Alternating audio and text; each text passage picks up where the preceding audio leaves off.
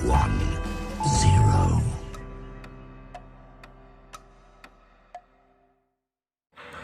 Assalamualaikum warahmatullahi wabarakatuh.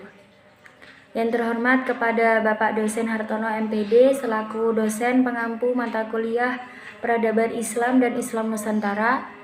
Dan di sini saya Anida Nur Afita akan menjelaskan tentang pesantren dan aswaja secara ideologis. Baik, langsung saja saya akan menjelaskan tentang pesantren dan kiprahnya dahulu. Menurut Husain Muhammad, banyak pendapat yang mengatakan pesantren selalu dipahami sebagai dan merupakan sebuah lembaga pendidikan Islam paling klasik, tradisional, ortodoks, dan konservatif.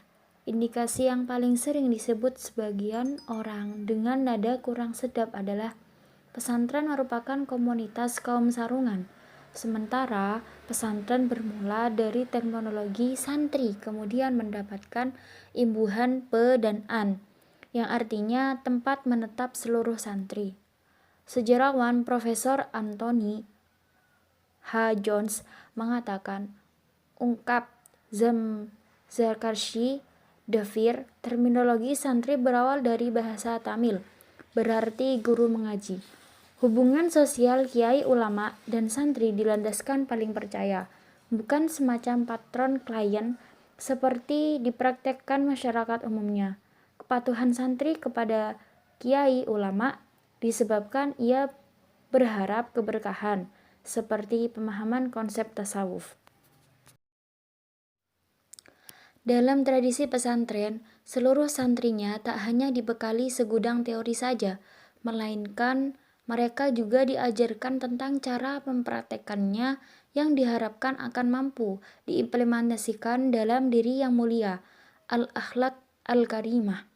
Gus Dur berpendapat mengenai 3 hal pembentukan pondok pesantren, yaitu corak kepemimpinan pondok pesantren yang independen, tak terkooptasi atau kerjasama oleh negara.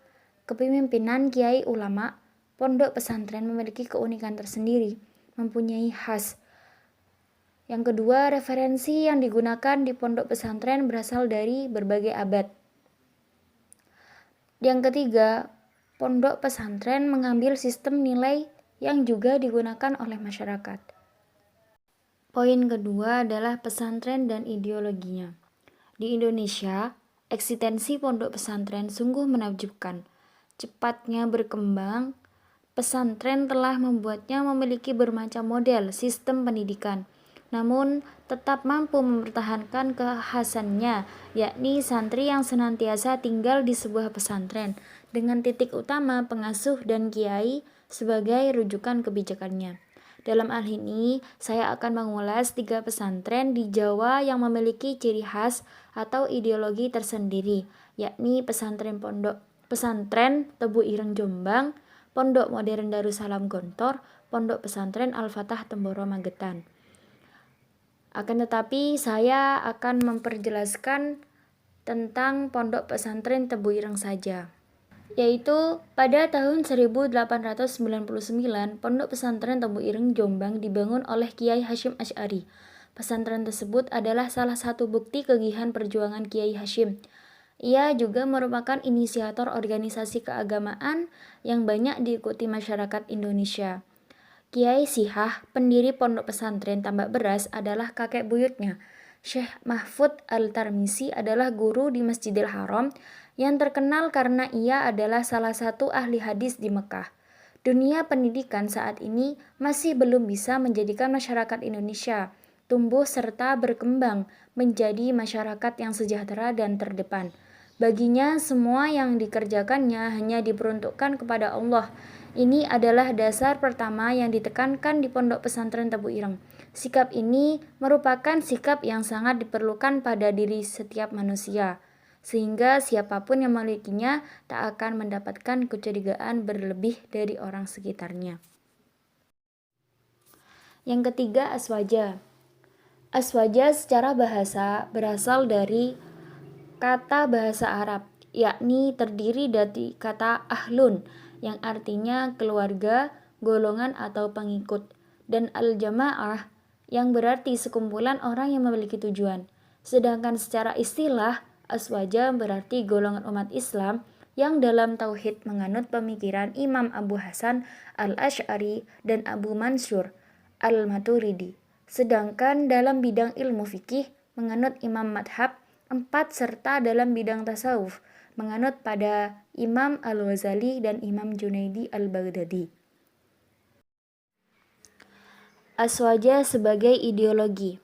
Secara sederhana, ideologi adalah konsensus yang ada di dalam organisasi tertentu. Namun, dalam organisasi sendiri dikembangkannya aswaja menjadi ideologi masih membutuhkan perumusan landasan filosofis yang matang dan strategi gerakan yang dilahirkan dari ideologi tersebut. Inilah yang menjadi esensi identitas untuk mencirikan faham aswaja. Sedangkan mereka yang menganut salafi wahabi, mereka terbagi menjadi 2 salafi dakwah dan salafi jihadi. Tentu saja identifikasi di atas tidak lengkap dan cenderung menyederhanakan keragaman yang sebenarnya.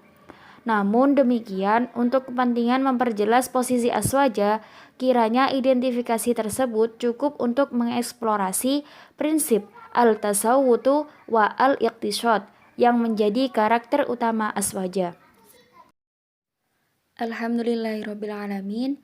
Itu saja yang bisa saya sampaikan atas penjelasannya tentang materi aswaja dan pesantren secara ideologis. Kurang lebihnya mohon maaf. Wallahul muwaffiq ila aqwamit thoriq. Assalamualaikum warahmatullahi wabarakatuh.